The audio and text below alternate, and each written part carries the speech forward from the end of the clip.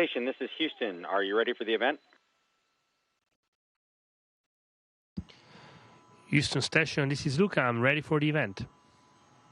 Copy that. ESA, this is Mission Control Houston. Please call station for a voice check. Station, this is European Space Agency Jules Grandcy at ASI headquarters. How do you hear me? I read you loud and clear. How do you read me?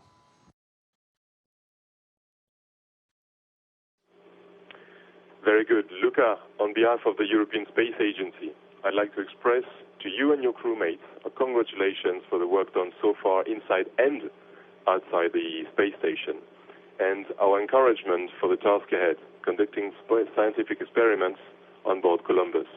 And I hand over now to President Sagese. Luca, we often talk over the phone. Now for the first time, I see you on screen. There are several things we want to ask you today. We have a lot of journalists today, but first of all, somebody's physically threatening me to give you a message. The Dean and Frank want to say hi to you directly.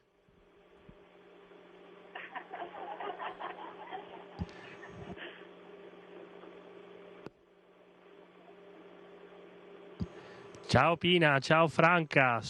How Pina, how Franca. I wish I could have seen you, but from here, I only have audio. But I send you a big hug from the station.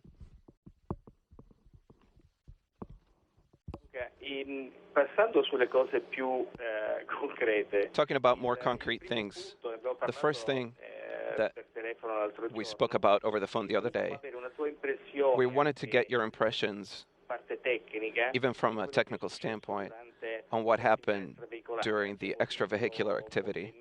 We saw many images, we saw your hands moving. A very long time, 6 hours, 15 minutes that you were out there. What did you do in particular?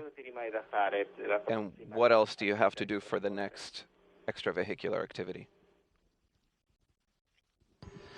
Yes. Just today, I completed the configuration of all the instruments that we're going to be using for the next spacewalk. My colleague Chris left me in charge of the next spacewalk, so I prepared the airlock for the activity, and I prepared the instruments, and I'll be the first one to leave the airlock. It's something that maybe not everybody appreciates, the honor of being able to leave the airlock first. Usually it's an activity that the EVA leader accomplishes, so this is a great honor for me to do that. In the past week, we have prepared the station for the arrival of a new Russian module, the MLM module,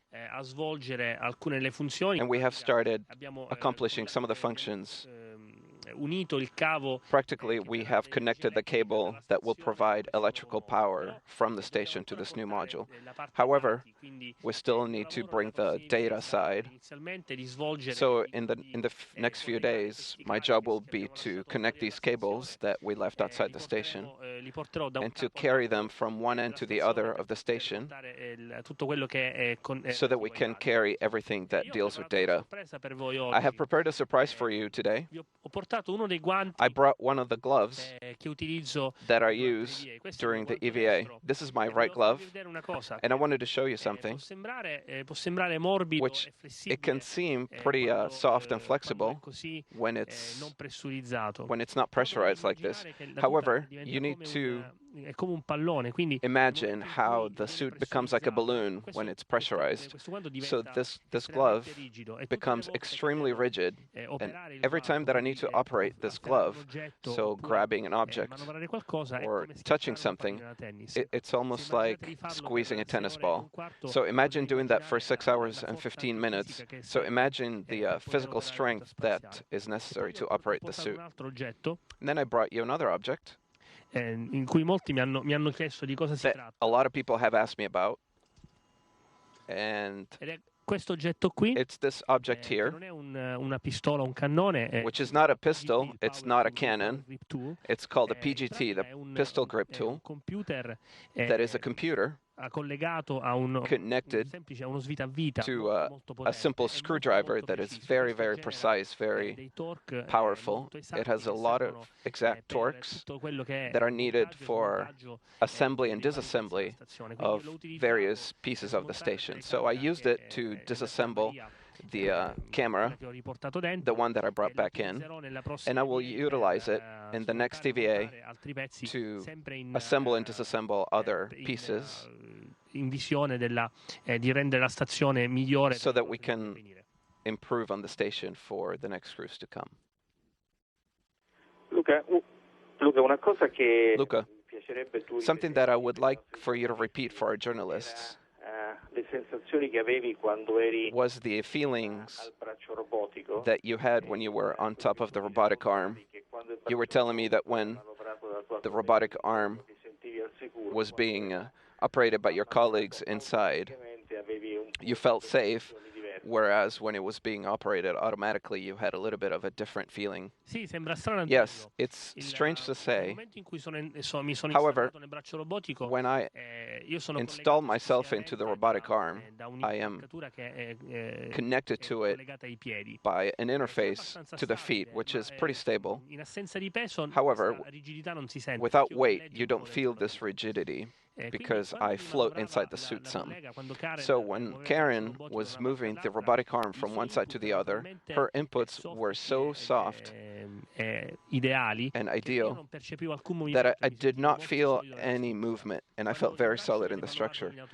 When the arm is operated automatically, the data calculated by the computers are a little higher, so there was a bit more motion that I felt inside the suit. Clearly, it's not as comfortable as it was when Karen was moving the arm from one side to the other. Luca, something else, another question that we have in general.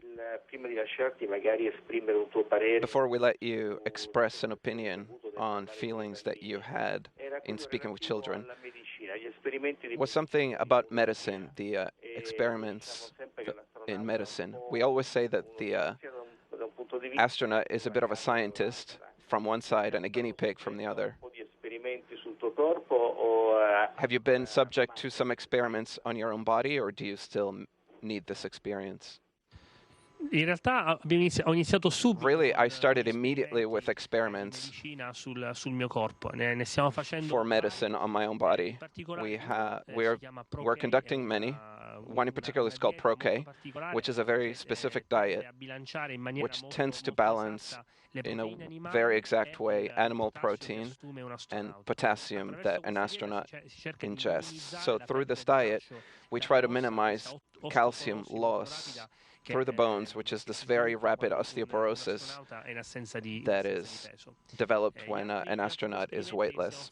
The other experiments that we're conducting regarding medicine are very important, in my opinion.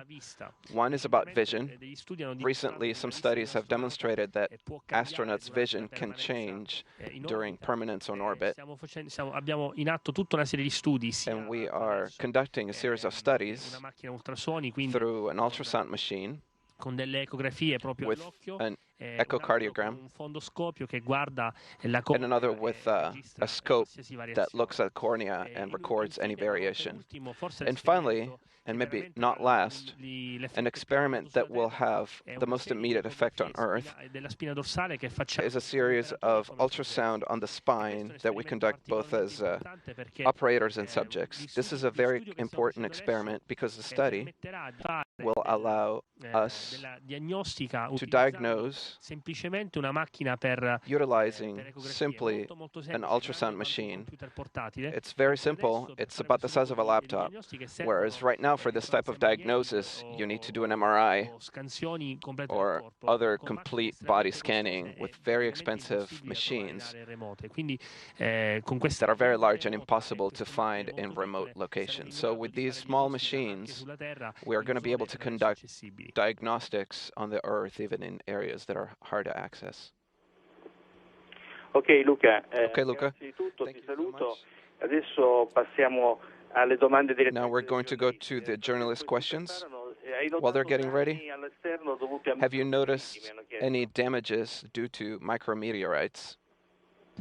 One of the tasks that I had during my first spacewalk was to photograph some particular zones of the station. These photos are now underground being analyzed, clearly in much deeper ways. I personally have not noticed any particular damages, even on the suit, even on the components. I did not see any micrometeorites damages.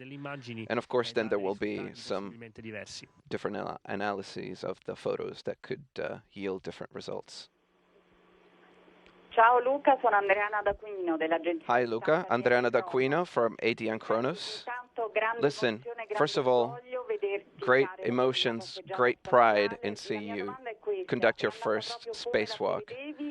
Here's my questions. Did it go as you expected, or were there issues that from the Earth we were not able to see? And what kind of know-how are you going to bring back when you come back to the ground? That's many questions. The answer to the first questions are, were there any problems? I don't think any EVA ever happens the way it was planned. The greatest difference was when my colleague Chris was supposed to connect an electrical cable from an outlet to the other, and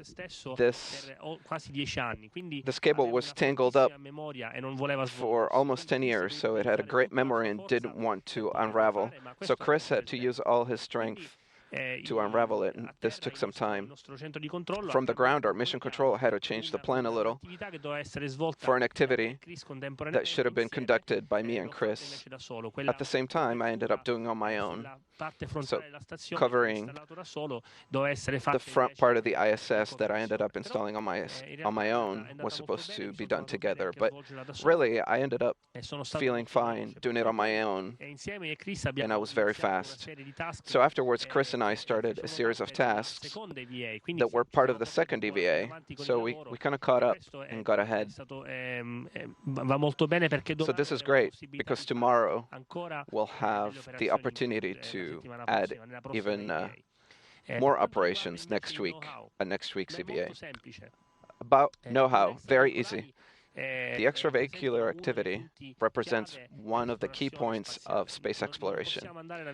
We cannot go anywhere as humans if we do not have the ability to conduct this activity with the spacesuit and support systems. So in the future, we will need to develop new systems, and there are some already being developed, and as well as industries that are developing new spacesuits. If Italy wants to have a place at the table on what the future space systems will be, how we're going to explore new planets, in order to have a place at this table, we have to have this experience.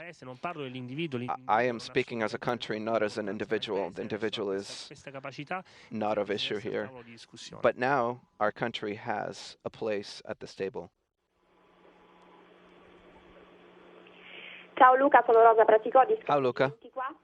Laura Praticò, SkyTG 24. I wanted to ask you what was the most moving moment, and if you were able to look at Earth, and what sensation it gave you. Surely the moment where Chris opened the airlock for the first time, and I saw from inside the Earth running by. That was a very powerful moment. I can't tell you how hard my heart was beating. But even though I had a very strong interior calm, because I knew what I was doing, and I was very sure of my capabilities, the moment that you come out of the station is a very special moment. It's a jump in the unknown. I didn't know how I was going to react. No one will know how they will react when they end up outside the station, when they finally exit and are connected to the structure with just one cable. So that was a very powerful moment. But in general, the entire activity was captivating. There's a moment that I remember very well when I connected with the arm. I was in the dark, and as I was translating, I saw dawn. And seeing dawn from the outside, it's very fast. And seeing it just through the visor separating me from this view, it was beautiful. It was very emotional. It was a vision that's outside the norm. It's something man is not prepared to see. The Earth, seen from there, is a spectacle. It's marvelous. It's truly a jewel.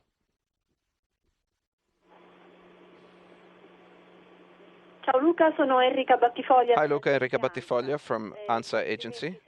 Congratulations, you were great. But even from inside the spacesuit, you were able to transmit enthusiasm as you always do. I was wondering, what did you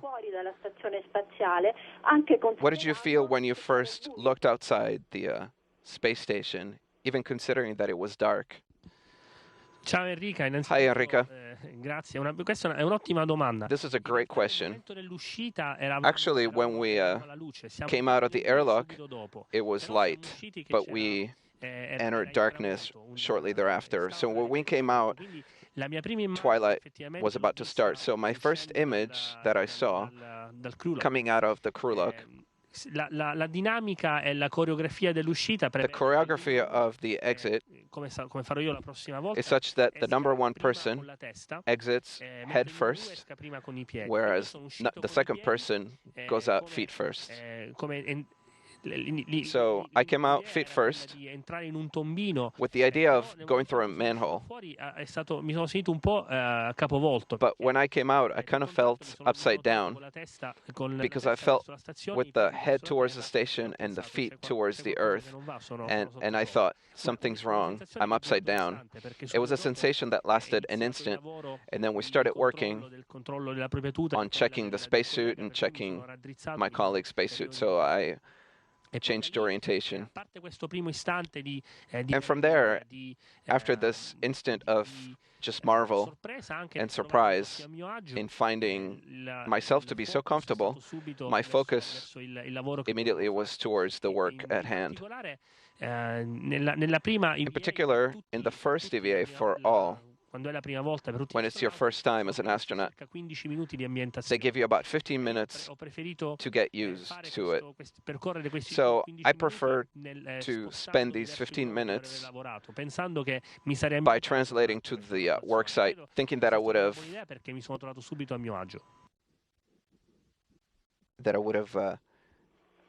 become accustomed to the space. Buongiorno Luca, sono Flavia Fratello della televisione. Hi Luca, Flavia Fratello from La Sette. La mia domanda è questa. Here's my question.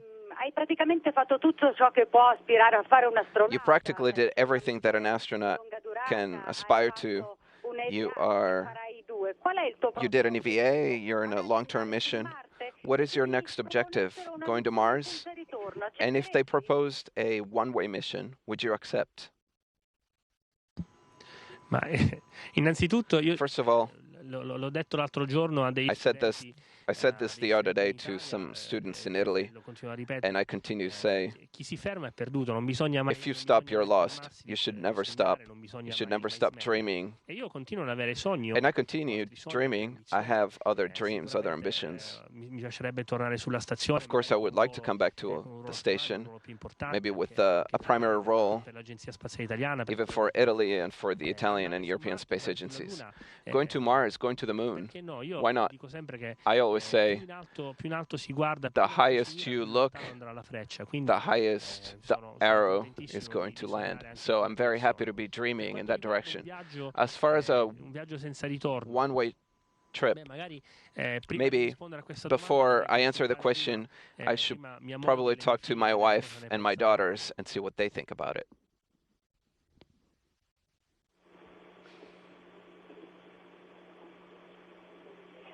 Ciao Luca, Manuela Maddaloni, Mediaset. Hi, Luca. Maddalena from Mediaset. You have photos of your daughters. I was wondering what words you use to explain your work to them. And what are you going to do when you come back? Io credo che il modo migliore di parlare. I think that the best way to talk to my daughters is to explain what I do exactly the way I explain it to you. Maybe a little bit simpler, but explaining that it's an important job because it's a job that looks to the future. So it is for them too. So the astronaut is only one. Uno dei punti di quella che è un'esplorazione spaziale. One of the points of what space exploration is. So I explained that looking far down the road, looking to the future and exploration is something that is part of us and it's important to do. And that it's always important to have this spark of curiosity inside of us. I told that to my daughters, look at the stars.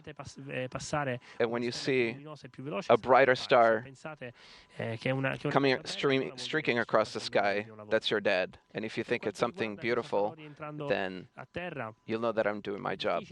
As far as what I'm going to be doing when I get back to Earth, it's hard to say. I'm trying not to think about my return, because of all times that you pass on station, thinking about coming back is the saddest. So aside from a nice shower, I have not thought about what I'm going to be doing when I come back.